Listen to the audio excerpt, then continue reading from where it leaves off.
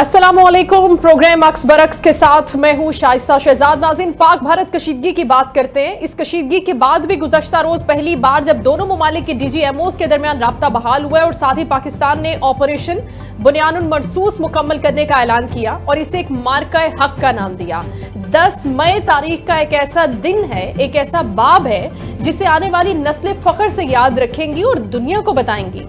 जबकि ऑपरेशन बुनियानुल मरसूस की शानदार कामयाबी पर वजीर आजम ने हर साल अब 10 मई को यौम मार्का हक मनाने का भी ऐलान किया है और साथ ही आलमी मीडिया भी मोदी के दावों को लेकर सवालात कर रहा है, जिसका जवाब ताहाल मोदी के पास नहीं है। और भारत में मौजूद ऑपोजिशन जमातें भी अब मोदी पर तनकीद कर रही हैं, सवालात उठा रही हैं कि अगर मोदी के दावों में कुछ हकीकत है तो फिर दूसरों की डिक्टेशन पर सीज फायर किया क्यों गया।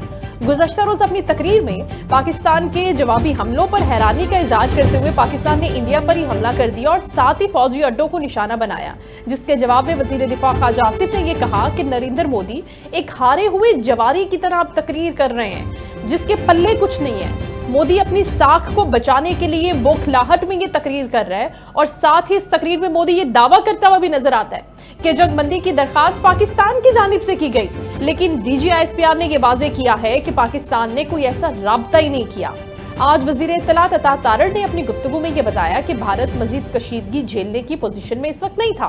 पाकिस्तान और भारत के दरमियान हालिया सीज फायर मुख्तलिफ ममालिक की सफारती कोशिशों का नतीजा है और पाकिस्तान ने भारतीय फौजी तंसीबात को असलहा डिपो को निशाना बनाया। सीज फायर पाकिस्तान की कमजोरी नहीं है बल्कि एक हिकमत अमली की कामयाबी है कि दूसरे मुल्क सिफारतकारी के तनाजुर में पाकिस्तान से बात कर रहे हैं और सीज फायर के लिए रिक्वेस्ट कर रहे हैं। लेकिन अब जो कल मोदी ने तकरीर की है वो कितनी इश्तियाल अंगेजी पर मबनी थी, वो क्या मैसेज देना चाहता है और कितनी ढिटाई का सामना कर रहा है अभी भी कि इस तरीके की वो बात कर रहा है पाकिस्तान के हवाले से। इसी सूरत हाल पर बात करने के लिए हमारे मौजूद मेहमान इस वक्त शो में हमारे साथ हैं, ज्वाइन कर चुके हैं, डिफेंस एनालिस्ट हैं ब्रिगेडियर रिटायर्ड हारिस नवाज साहब। उनसे हम गुफ्तगू करते हैं। अस्सलाम वालेकुम सर। वालेकुम अस्सलाम। बहुत शुक्रिया सर आपके कीमती वक्त का। हमने देख लिया कि ऑपरेशन मार्का हक जिसको नाम दिया है वजीर आजम ने, बड़ी कामयाबी से दुनिया ने उसको सराहा है सर, दुनिया ने उसको अप्रिशिएट किया और माना है पाकिस्तान का नैरेटिव। लेकिन दूसरी जानिब ये मोदी कह रहे हैं कि अभी भी हम आपके ऊपर हमला कर सकते हैं, अभी भी वहां पर अगर टेररिस्ट कैंप मौजूद है, अभी भी अगर वहां पर दहशतगर्द मौजूद है, तो सर ये किस किस्म की मेंटालिटी है, ये क्या माइंडसेट है उसका कि इतनी हजीमत, इतनी बेइज्जती के बाद भी उसको शर्मिंदगी नहीं है। क्या कहेंगे उसकी इस हालिया स्पीच पर आप? देखिए, इसको बिल्कुल ये टेररिस्ट जो गुजरात का कसाई है, इसको जरा भी ना शर्म है, ना हया है, ना अपनी इज्जत है। इसकी इज्जत तो सही नहीं, पहले भी ये रेलवे स्टेशन में चाय देता था। आप बताएं, दुनिया ने हर एक ने इनकी कदमों काला किया है। हर एक दुनिया के अखबार में, टीवी के ऊपर दिखाया गया है कि पाकिस्तान ने किस तरीके से इनका भूकस निकाला है जी, किस तरीके से 5 जहाज जो है, उसके बाद इनके ब्रह्मोस मिसाइल से वो तबाह किए जी। इनका उड़ी में जो पूरा एमिशन डंप जो जाता था कश्मीर को सपोर्ट करके वो खत्म हो। S-400 में इनकी मिसाइल बैटरियां खत्म कर दी हैं और सारे एयरबेस से ड्रॉप दिए। इसको मुझे और ये कह रहा है कि हमने पाकिस्तान को तहस नहस कर दिया, अपनी नेशन को स्पीच में कह रहा है, मतलब है कोई इंतहा होती दूर हो जाए। आप ये नहीं देख रहा कि पाकिस्तान में हर एक खुश फिर है, हमारी रैलियां निकल रही है, अवाम मिठाइयां बांट रहे हैं, तुम्हारे मुल्क सबसे मातम पहुंचा हुआ है, तुम्हारी आवाम तुम्हें गालियां दे रही है, जूते तुम्हें मार रही है और तुम इतना मीडिया को झूठ भिजवा रहे हो। इससे देखा जाए तो ये पता चलता है कि ये बिल्कुल बेशरम काम है और पाकिस्तान ने 5-6 घंटे के अंदर तुम्हें घुटने टेकने में नहीं कर दिया। बिल्कुल तुमने ट्रम्प को कहा कि खुदा के लिए पाकिस्तान में बताओ कि हमारे लोग खुदाई हफ्ते आ गई है और उनका ग्रेट स्टेशन हो गई, जैनिंग हो गई जी, सब ठीक हमने कर दिया। तो अब ये बताएं कि ये करेगा तो हमने तो प्लान को तैयार किया, अगर हमने कॉन्ट्रीब्यूशन बढ़ाई तुम्हारा तुम्हें इससे ज्यादा हाई वैल्यू तो आगे तुम्हारी तबाह करेंगे, ज्यादा कीमत लॉस करेंगे और फिर तुम्हें बताने वाला गेम, फिर तुम्हें अखीर तुम्हें मेरे से नबूद करके छोड़ेंगे। आई थिंक इनको ट्राई करने में ये गलत फहमी ये भी हम दूर करते हैं। सर अभी तो पहले वाले नुकसान के ऊपर वो रिपोर्ट नहीं कर पा रहे। उनके जितने भी ऑफिशियल्स बैठे थे हायर ऑफिशियल्स प्रेस कॉन्फ्रेंस में, जिस तरह से हमारे डीजी आईएसपीआर ने ब्रीफिंग दी, एयर वाइस मार्शल साहब मौजूद थे, नेवी के सीनियर अफसरान मौजूद थे, जिस तरह से उन्होंने फैक्ट्स एंड फिगर से पूरी प्रेजेंटेशन के साथ आपको विद लोकेशंस डॉक्यूमेंट्स की डिटेल के साथ आपको बताया कि ये एयरक्राफ्ट फलां जगह पर हमने डाउन किया है। तो जब उनसे सवाल किया सहाफी ने और पूछा कि हमने कितने पाकिस्तानी एयरक्राफ्ट अभी तक गिराए हैं, तो उन्होंने बोला जी देखें जंग में नुकसान तो होता रहता है, तो अभी क्योंकि जंग चल रही है तो अभी हमें नहीं पता कि एग्जैक्ट फिगर्स क्या हैं। सर ये जो सवालात अब अंदर से उठ रहे हैं और इसके साथ साथ ऑपोजिशन जमातें खुद भारत में मौजूद है, सवाल कर रही हैं कि ये तुमने जो ऑपरेशन किया है ये कितना मुज़ायका खेज है और दुनिया में इसका मजाक बना है। और इसके पैरेलल अगर हारिस साहब हम बात करें कि पाकिस्तान का नैरेटिव अराउंड द ग्लोब दुनिया मान रही है कि किस तरह से हमने डिफेंड किया है अपने मुल्क को, उसके बाद रिटेलिएशन और जवाब तो फिर दूसरी बात है ना सर। देखें बात ये है कि मुझे तो समझ नहीं आता कि आपने आज हमारे सामने हमारी आईएसपीआर ने जी हमारे फौजी जवान जो शहीद हुए हैं, जो सिविलियन शहीद हुए हैं, जो फौजी जवान जख्मी हुए हैं, जो सिविलियन जख्मी हैं, हमने एक एक खबर दे दी है। हमें किस बात का कॉम्प्लेक्स है मुझे ये बताइए। आप इससे अंदाजा लगाए ना कि ये कितने चलो और कितने ही ये मतलब डरपोक कौम है, इनको इतना ज्यादा नुकसान हुआ कि अगर ये अवाम को पता चल जाए तो अवाम इनके प्रचार करके इनको जूते मारेगी, इसलिए ये नहीं बता रहे। इनके जो एक देश से हमने जाके अटैक किए, बॉम्ब रखाए हैं, आप कहते मतलब वहाँ फौजी नहीं इनके मरे होंगे। उसके बाद जिस तरीके की मिसाइल फाइट छोड़ाई है, सारे वहाँ मैन जो करे होंगे फौजी करे होंगे सारे मरे हैं। कश्मीर में 2 ब्रिगेड हेडक्वार्टर उड़ा दिए, इनकी तबाही पोस्टिंग कर दी, इन्होंने फ्लैग झंडे उठा लिए। तो वो किस वक्त होता है जब सबसे ज्यादा जानी नुकसान हो गया, तो वो नहीं नुकसान हुआ। तो ये मुझे छुपाने की लड़ाई में भी नुकसान होता है। आप माने यहाँ जी हमारा पाकिस्तान। जी ब्रिगेडियर साहब, अच्छा ब्रिगेडियर साहब से गालिबन राब्ता मुनक़ता हो गए, लेकिन वो अपनी गुफ्तगू में यही फरमा रहे थे कि हम तो अपने नुकसान को भी अपने शोहदा को भी ऑन कर रहे हैं और आज हमने पूरी डिटेल्स मीडिया के सामने पूरी दुनिया के सामने शेयर की हैं और बताया है कि जब ने एयर स्ट्राइक की थी, यहाँ पर मिसाइल फेंके थे, नूर खान एयरबेस को निशाना बनाया था, या फिर सीज फायर होने के बाद भी जब आपने एक घिनौना फेल किया था और एक मरतबा फिर उसकी वायलेशन करते हुए यहाँ पर आपने निशाना बनाया था लोगों को, तो उसमें हमारे कितने फौजी अहलकार शहीद हुए थे, हमने सारी डिटेल्स दी हैं शोहदा के हवाले से। इसके साथ साथ हमारे सिविलियंस को जब आपने अटैक किया, रात की तारीकी में जब आपने हमला किया सिविलियंस के ऊपर, मासूम बच्चों के ऊपर, हमने वो डिटेल्स भी दी हैं।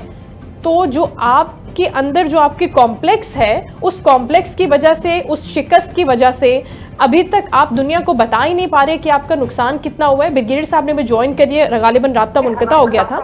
सर अब सवाल इसके साथ साथ ये भी उठ रहा है कि अब जब हम जवाब भी दे चुके हैं, अपनी फ़ज़ाई बर्तरी भी साबित कर चुके हैं और मोदी ऐसी ओछी हरकतें कर रहे, अभी भी धमकियां दे रहा है और फिर ये कह रहे हैं कि नहीं अमेरिका क्यों इसके अंदर आ रहा है, अमेरिका क्यों सीज फायर करवा रहा है। आपको नहीं लगता सर कि इनको अमेरिका की बात माननी पड़ेगी? अगर ये ट्रंप की बात नहीं मानते और दोबारा से वायलेशन करते हैं इस बात की, सीज फायर की, तो फिर वहां से भी रिएक्शन बड़ा स्ट्रांग होगा ट्रंप की जानिब से मोदी के लिए।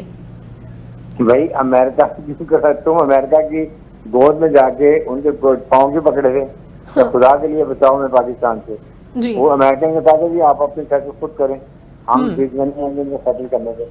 देन वाइट को तुम्हें पता चला कि जब तुम्हारे सर पे गोले बरस रहे हैं और तुम्हारी जैमिंग हो गई है, तुम्हारे गेट से जैम हो गए हैं, सारा सिस्टम पैरालिसिस हो गया तुम्हारे सिस्टम और गवर्नमेंट में, तो आपने जाके पाँव पकड़ लिए। और उसके बाद अब आपके मीडिया रो रहा पीट रहे, उनकी आवाज में निकले अरमान पानी का लोग और ये मेरे गौरियार और ये जनपति का लोग जो छलांगे मारे थे, कहाँ नहीं चलाए थे, किधर बिकी बिली बने हुए हैं। इसलिए इस वक्त Pakistan is on very high moral ground, Pakistan is victorious. आप जब निगोशिएशन करते हैं तो जो पार्टी जीतती है, स्ट्रांग होती है, वो अपनी मर्जी के फैसले करती है। बिल्कुल। तो हमें आप सोच समझ के अपने चीजें और बनाने चाहिए और एक दफा पूरा प्रॉपर प्लान करके फिर इनके साथ बैठना चाहिए, ताकि एक अपनी मर्जी के फैसले और आइंदा ये पाकिस्तान कभी पाकिस्तान को इस तरह की हरकत न करे। लेकिन इसके बाद भी सर ब्रिगेडियर साहब, क्योंकि हमारा दुश्मन है तो बड़ा ही कमजर्फ, है तो आप मोदी की खसलत को तो जानते हैं ना सर बहुत अच्छे तरीके से, जब से ये गवर्नमेंट में आया है। तो सर अगर वो दोबारा से कोई ऐसी हरकत करता है, मिस एडवेंचर करता है, शरारत करता है, तो उसको अंदाजा तो हो गया होगा, उसके हायर ऑफिशियल्स ने, उसके आर्मी ऑफिसर्स ने उसको ब्रीफिंग तो दे दी होगी कि हमें किस कदर नुकसान हुआ है, किस कदर हजीमत हुई है। तो अगर दोबारा वो ऐसी कोई हरकत करते हैं तो पाकिस्तान ने बता दिया कि हम इसे बढ़कर जवाब देंगे आपको, उसके लिए भी सर हम बिल्कुल तौर पर तैयार हैं। देखिए, पाकिस्तान जब आप नेगोशिएशन करता है, चाहे तुर्की हो या ये सऊदी अरब हो, तो मीडिएट कराते हैं, पाकिस्तान को शराइत रख देनी चाहिए कि नंबर 1 कि आइंदा कभी इंडिया इंडस वाटर ट्रीटी को सस्पेंड नहीं करेगा। अच्छा। नंबर 2, इंडिया कभी भी बलोचिस्तान में BLA, BLF, CNA, मजीद ब्रिगेड को पाकिस्तान के खिलाफ इस्तेमाल नहीं करेगा, जो कि वो खुल्लम खुल्ला कहते हैं। इंडिया कभी भी अफगानिस्तान में काबुल एम्बेसी में बैठ के TTP को और ये खुरासान जो ISIS खुरासान पाकिस्तान ग्रुप है इसको सपोर्ट भी करेगा, कभी पाकिस्तान में टेररिज्म नहीं करेगा। और अगर आइंदा कभी जाफर एक्सप्रेस वाला इंसिडेंट किया जिसमें खुल्लम खुल्ला हमारे सबूत हैं, हम इंडिया जिसमें जो अभी ज्यादा रिएक्ट करेंगे। और कभी फॉल्स फ्लैग ऑपरेशन ड्रामा करके कभी ये नहीं करेगा कि विदाउट फूड इंडिपेंडेंट के बगैर पाकिस्तान में मनाया करेगा। वेरी स्ट्रांगली इससे ज्यादा करेंगे, ये बड़ी क्लियर बातें कर देंगे। और Kashmir should be on the top agenda, Kashmir remain आज न्यूक्लियर फ्लैश पॉइंट, इसको भी हम डिस्कस करेंगे। ये सारी चीजें हमें बड़ी खुल बात करेंगे। Right sir, last but not the least brigadier साहब, वो टर्निंग पॉइंट क्या था इस हमारे पूरे कामयाब ऑपरेशन बुनियान मरसूस की अगर हम बात करें स्पेसिफिकली, तो ऐसा कौन सा पॉइंट था जब इंडिया की, भारत की, मोदी की काम पे टांगी और वो भाग के बहादुर अमेरिका के पास गया और कहा कि बचा लो, अब हमारे पास कोई रास्ता बचा नहीं है, हमने सब गंवा दिए इस जंग के अंदर। What do you think about that कि वो वाला पॉइंट क्या था, वो अटैक कौन सा था पाकिस्तान का? देखें, पाकिस्तान ने बहुत टॉलरेंस किया जी। इसने कश्मीर में बॉर्डर लाइन क्रॉस की, इसने इंटरनेशनल क्रॉस करके हमारे बच्चों को सिविलियन से शहीद किया, हम खामोश रहे। इसने ड्रोन मारने शुरू कर दी, 84 हम खामोश रहे। इसने जब मिसाइल मारने शुरू किए हमारे शहरों में एयरबेस पे, फिर हमने इसको, और ये PGI ने कहा now you wait and see our response. और वो जो सुबह फजर की नमाज के बाद, अल्लाह अकबर के बाद, हमारे जवानों ने, हमारी एयर शाइनों ने और हमारी नेवी ने जिस तरीके से एक सिनर्जी के साथ ट्रैक किया और अल्लाह का नाम लेके, और मैं चीफ ऑफिसर नासिम ने की इंस्पायरिंग कमांड जिससे पूरी कौम इकट्ठी हुई थी, that was a multiplying force. और उससे जो हमने 5 घंटे में इनके ऊपर फतेह 1 और 2 बरसाए हैं और हमारे एयरफील्ड जो काम इनके एयरफील्ड उड़ाए हैं, वो मेरे ख्याल में बहुत टर्निंग पॉइंट, जिससे इनका जैमिंग हो गई, इनके पास तमाम इनके मिसाइल S-400 तबाह हो गए, ब्रह्मोस मिसाइल से आ गए, इनके एमुनिशन डंप से आ गए, इनके सारे एयर बेसिस हो गए, इनकी एयरफोर्स इनफेक्टिव हो गई ये सुख के दिनों में जाके। दैट वाज द टाइम, और उनको पता चल गया कि उनको और हम कुछ करने लगे हैं, तो ये भागते भागे खुदा के लिए राम राम, हमें बचाओ, पाकिस्तान में बचाओ। ये बहुत सख्त मामले हैं, इनका मुकाबला नहीं कर सकते। उस वक्त जाके ये अमेरिका गोंद दिया तो अमेरिका ने इनको बचाया। वेरी राइटली सेड सर, बहुत शुक्रिया ब्रिगेडियर साहब आपके वक्त का। और गुफ्तगू कर रहे थे, उनका यही कहना था कि अब अगर भारत, मोदी सरकार ऐसी कोई गलती करता है, ऐसी कोई हरकत करता है, तो वो बहुत अच्छे से जानता है, पहले भी बहुत अच्छे से जानता था। उसने पहले भी जब पुलवामा किया था और फिर पाकिस्तान ने उसका जवाब दिया था, तो पहले भी उसको वाज़े, लेकिन अब हिरस, लालच, तमा इतनी बढ़ चुकी है क्योंकि इलेक्शन है और वोट लेना है और सेल करने के लिए कुछ बचा नहीं था, तो उसने सॉवरेनिटी को बेचना शुरू कर दिया।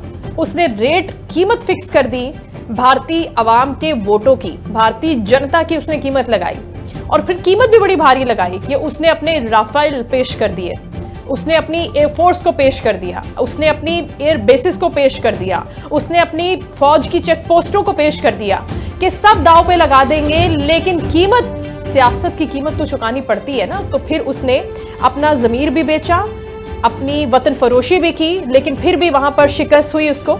चेयरमैन तहरीके जवानाने पाकिस्तान रिस्पेक्टेड अब्दुल्ला हमीद गुल साहब मौजूद है हमारे साथ। बड़ी दबंग गुफ्तगू करते हैं, बड़ा क्लियर विजन रखते हैं इसके ऊपर और माशाल्लाह हमारे साथ अभी मौजूद भी हैं। अस्सलाम वालेकुम सर। वालेकुम अस्सलाम, बहुत बहुत शुक्रिया आपका। बहुत शुक्रिया सर आपके वक्त का। अब जब हम सब करके दिखा चुके हैं, न सिर्फ मोदी को, भारत को, पूरी दुनिया ने देख ली है सर, और पाकिस्तान का नैरेटिव, पाकिस्तान का मार्का हक, पाकिस्तान की रिटेलिएशन जवाब पूरी दुनिया मान रही है, तो ये भारत मोदी क्यों नहीं मान रहा? अभी इसकी रिसेंट स्पीच आप देख लें, किस कदर जहर उगल रहा है पाकिस्तान के खिलाफ, और फिर वही बात कर रहा है, फिर वही रोना रो रहा है सर। बिस्मिल्लाहिर्रहमानिर्रहीम। देखिए, पहली बात यह है कि हमें ये देखना है कि क्या ये स्पीच जो है वो उसने अपने लोगों के लिए की है या उसका असल मतलब भी यही है। नरेंद्र मोदी ने अगर इतना बड़ा सूरमा होता तो पहली बात यह है कि उसका बुनियाद ये थी कि पाकिस्तान जो है वो दहशतगर्द भेज रहा है, और जब तक के दहशतगर्द नहीं पकड़े जाएंगे भारत जो है वो नहीं रुकेगा। तो सवाल ये है कि क्या दहशतगर्द पकड़े गए हैं, क्या इंक्वायरी सामने आ गई है, और अगर नहीं आई तो फिर इसका मतलब यह है कि नरेंद्र मोदी झूठ बोल रहा है। दूसरी बात यह है कि वो तो कश्मीर को अटूट अंग कहता रहा, लेकिन दूसरी जानिब जो है वो अमेरिका जो है जब वो कहता है कि जनाब हम जो है अब सालिसी करेंगे, तो फिर नरेंद्र मोदी जो कि बायलैटरलिज्म की बात करता था कि ये बायलैटरल इशू है, दो तरफा मुज़ाकरात से हल होगा, तो इसका मतलब है तीसरे मुल्क को तो उसने खुद इन्वॉल्व कर लिया।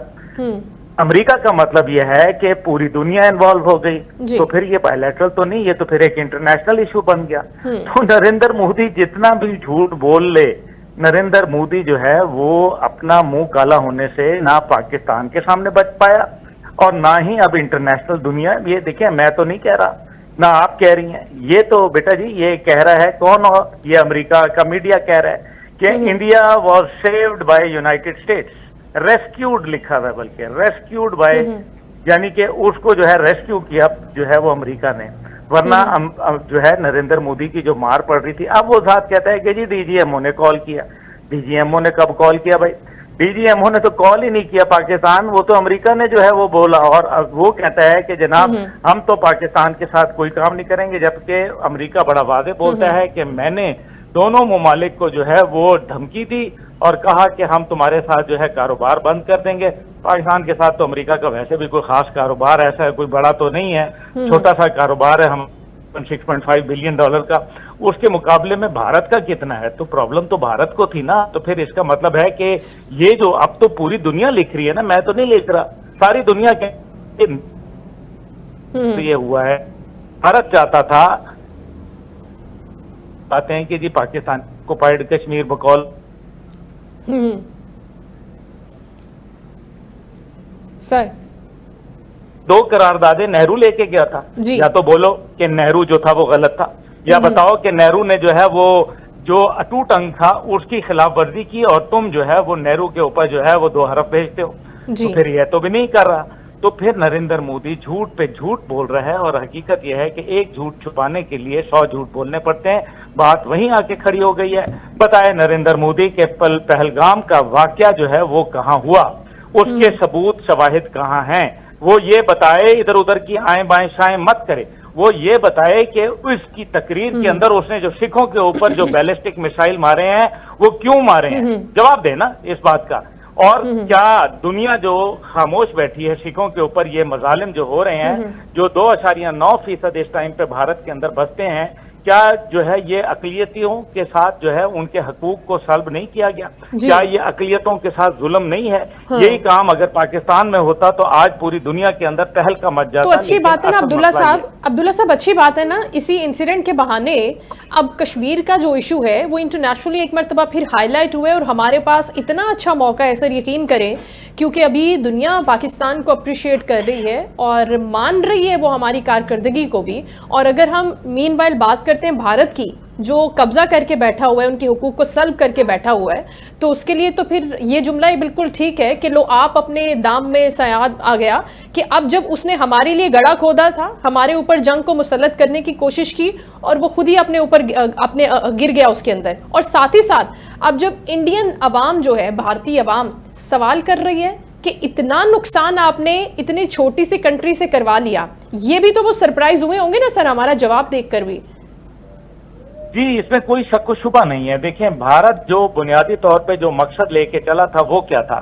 वो मकसद ये था कि किसी सूरत जो है वो अपने जो गुनाह हैं, जो उसके मुल्क के अंदर हद से ज्यादा तजावज कर चुके हैं, उनके ऊपर पर्दा डाल दे और तवज्जो जो है वो मबजूल करा दे और दुनिया को जो है वो पाकिस्तान के ऊपर एक घिनौना इल्जाम, मनगढ़ंत, बेबुनियाद, झूठा, मक्कारी और फरेब के ऊपर मबनी एक इल्जाम आयद करते। नहीं कामयाब हुआ। उसके ऊपर हर बार every day is not Sunday, हर दिन जो है वो एतवार का छुट्टी का दिन नहीं होता। इस बार नरेंद्र मोदी को ये चाल जो थी, हर बार की तरह जो वो चलता था और वो कामयाब होती थी, इस बार जो है वो उलट हो गई। दूसरी जगह पाकिस्तान ने जो मुजाहरा दिखाया ताकत का, उसने पूरी दुनिया को सुस्तर करके रख दिया। पाकिस्तान की ये ताकत का अंदाजा नहीं था दुनिया को। आज पाकिस्तानी कौम अल्हम्दुलिल्लाह, आप भी जानती हैं माशाल्लाह, आपके भी पूरी दुनिया में ताल्लुकात हैं, कि आज पाकिस्तानी कौम जो है वो फख्र से सीना और फुला के फिर रही है दुनिया में। दुबई के अंदर, यूएई के अंदर, वहाँ सऊदी अरब में और इसी तरीके से अमेरिका, बरतानिया में, ये वही थे ना जो पाकिस्तान की एम्बेसियों के ऊपर हमला कर रहे थे। आज वो कहाँ खड़े में हैं, ये देख लीजिए। आज पाकिस्तान जो है वो भी जिस तरह से एक जमाने में अमेरिकन कहा करते थे ना, वी आर अमेरिकन, आज हम ये कह रहे हैं वी आर पाकिस्तानीज। अल्हम्दुलिल्लाह, ये फर्क होता है जब कोई कौमें इज्जत के साथ जो है जीना सीख लेती हैं और इकट्ठे हो जाती हैं अल्लाह के अहकामात के तले, तो वाकई वो सीसा पिलाई दीवार बन जाती हैं। हमने ये साबित किया अल्हम्दुलिल्लाह, और अल्लाह का शुक्र अदा करना चाहिए। हम तो अब्दुल्ला साहब, हम तो उसमें से हैं कि अभी हमने उन तमाम चीजों को विटनेस नहीं किया था। अगर हम बात करें 1947 की या उसके बाद की जंगों की, तो जाहिर है हम तो उन लोगों में से नहीं है। हमारे फोर फादर्स, हमारे बड़े उन लोगों में से हैं जिन्होंने ये जंगें लड़ी भी और देखी भी, और ये जज्बा हमने उनमें देखा था। वो हमें कहानियां सुनाते थे। अब हम वो नस्ल बन गए कि हम अपने बच्चों को, आने वाली नस्लों को कहानियां सुनाएंगे कि हमने, हमारी अफवाज ने किस तरह से सिक्योर किया, किस तरह से अपने डिफेंस सिस्टम को एक्टिवेट किया, अपनी सॉवरेनिटी के ऊपर हमने कोई बिल्कुल भी समझौता नहीं किया।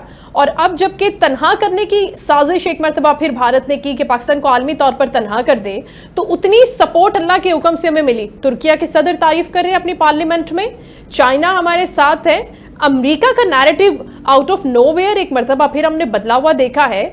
ईरान को देखिए, कौन सा मुल्क है जो पाकिस्तान, अज़रबैजान को देखिए, कौन सा मुल्क है जो इस वक्त पाकिस्तान की बात नहीं कर रहा। और ऑन द पैरेलल हम देखें कि भारत इस वक्त बिल्कुल अकेला हो गया यहाँ पर। देखिए, जो सबसे बड़ी बात है वो तो आपने जिक्र ही नहीं किया जी। सबसे बड़ी बात यह है कि जो अमेरिका ने कहा, डोनाल्ड ट्रंप ने कहा, पहली बात यह है कि नरेंद्र मोदी की तकरीर से पहले डोनाल्ड ट्रंप की तकरीर आ जाती है। वो नरेंद्र मोदी के तमाम बयानिए के जो है ना, वो उसके ऊपर झाड़ू फेर देती है। और झूठ का पलंदा, आप उसकी बॉडी लैंग्वेज देखें, एक शीपिश, मार खाया हुआ, जैसे एक जानवर होता है जो भीगा जानवर, जो मार खाने के बाद हालत होती है, वही नरेंद्र मोदी की थी। लेकिन इससे हटके जो सबसे अहम बात है, उसने, डोनाल्ड ट्रंप साहब ये कहते हैं कि I am thankful to Pakistan. India का नाम कहाँ लिया उन्होंने? Exactly. इंडिया का नाम ही नहीं लिया। तो ये फिर इंडिया को सोचना चाहिए कि नरेंद्र मोदी जो है उनके लिए एक मूवी बन के रह गया है, एक मर्ज बन के रह गया है। बेहतर यह है कि वो इस मर्ज से जान छुड़वा लें। अगर वो जान नहीं छुड़वाएंगे तो फिर भारत का तीसरा बंटवारा होने से, थर्ड पार्टीशन होने से कोई नहीं रोक पाएगा। ये मैं आपको बता रहा हूं, और बहुत जल्द होगा। आप एक साल के अंदर नरेंद्र मोदी के जो करामात हैं वो आप देख लेंगे और आपको अंदाजा हो जाएगा कि किस तरीके से नरेंद्र मोदी जो है वो भारत के लिए फायदा नहीं बल्कि नुकसान कर रहा है। इसलिए जो भारत का बयानिया है वो इस टाइम पे इंटरनेशनली बाय नहीं किया जा रहा। आपने देखा कि किस तरीके से पहली दफा उनका डिप्लोमेटिक फेलियर हुआ है सर, क्योंकि उनके पास डिप्लोमेटिक फेलियर, जिसके ऊपर वो हमेशा से कहते हैं कि हमारी डिप्लोमेसी बड़ी जबरदस्त है। लेकिन सर फिर भी आपने किसी हद तक तो कोई सबूत तो दुनिया को देने होते हैं ना सर। वो कोई सबूत देने में अभी जब हम बात कर रहे हैं तो अभी तक उनके पास कोई प्रूफ्स नहीं है, ना तो पहलगाम के और ना ही इस ऑपरेशन के, ऑपरेशन सिंदूर के, जिसके अंदर वो कामयाबी के झंडे गाड़ चुके हैं अपने ख्वाबों के अंदर।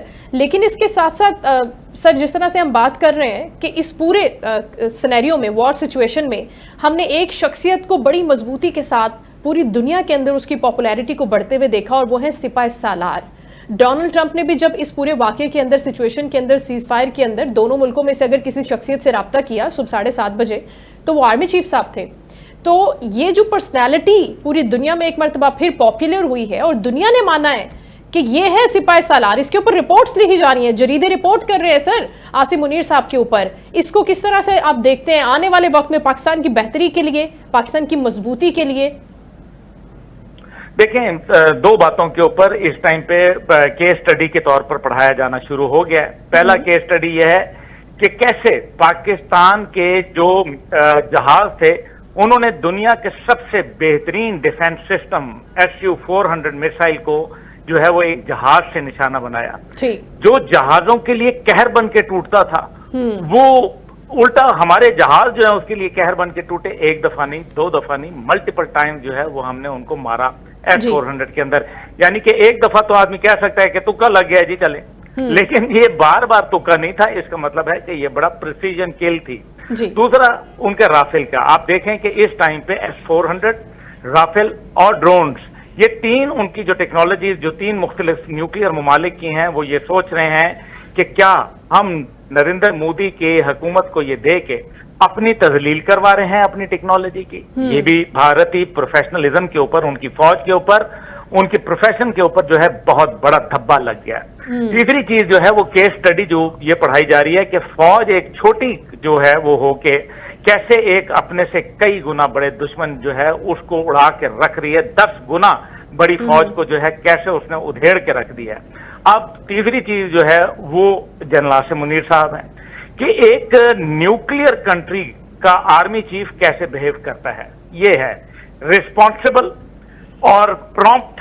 और कैलकुलेटेड रिस्पॉन्स और इंतहाई बिफिटिंग रिस्पॉन्स जब ये दिया जाता है तो वाकई दुनिया के अंदर बात तो होगी।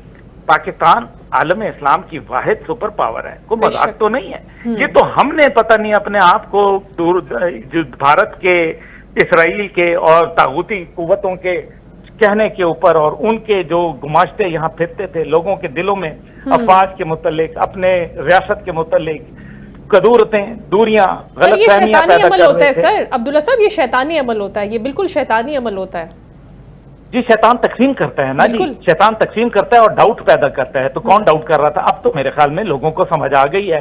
एक वक्त था जब किसी जमात की हमायत करना जो था वो समझा जाता था कि ये कामयाबी की जामिन है। आज अल्लाह का करना ऐसा हुआ कि आज अफवाज पाकिस्तान की जो हमायत में नहीं कर रहा, जो उसके मुखालिफ खड़ा है, लोग उसको लान तान कर रहे हैं, लोग उनका मुहासबा कर रहे हैं, बीच बाजार उनके गिरमान पकड़ रहे हैं। और अब ऐसे लोग रह भी बहुत कम रहे हैं, जो 2-4 रह गए हैं इंशाअल्लाह ताला वो सुबह के भूले हैं, शाम को घर आएंगे। नहीं भी वापस आएंगे ना तो अब्दुल्ला साहब अब हमें उनकी जरूरत नहीं है। ये जो पाकिस्तानी कौम है ना, ये बड़ी मुत्तहिद है और अल्लाह ताला इनको इसी तरह से हर महाज पर एक साथ रखे, यूनिटी के साथ रखे अपने अफवाज पाकिस्तान के साथ, और इसी में हमारी कामयाबी है। और ये जो अभी हमें कामयाबी मिली है सर, वो भी इसी के मरहून मन्नत मिली है ना। अगर हमारे अंदर यूनिटी नहीं होती, इत्तेहाद ही नहीं होता, तो सवाल ही पैदा नहीं होता कि हम किसी छोटे से महाज पे भी दुश्मन का सामना कर जाते। यही बात आपने बिल्कुल दुरुस्त फरमाई। देखें, अल्लाह ताला ने हमारी मदद इसलिए की क्योंकि जब हमने बुनियानुल मरसूस के मुताबिक जब हमने अपनी सफ़ों में इत्तेहाद पैदा किया, अल्लाह के रजा के लिए सफ़बंदी की, उसके अहकामात की पासदारी की, तो फिर हम सीसा पिलाई दीवार बन गए। ये मौजज़ा हुआ है।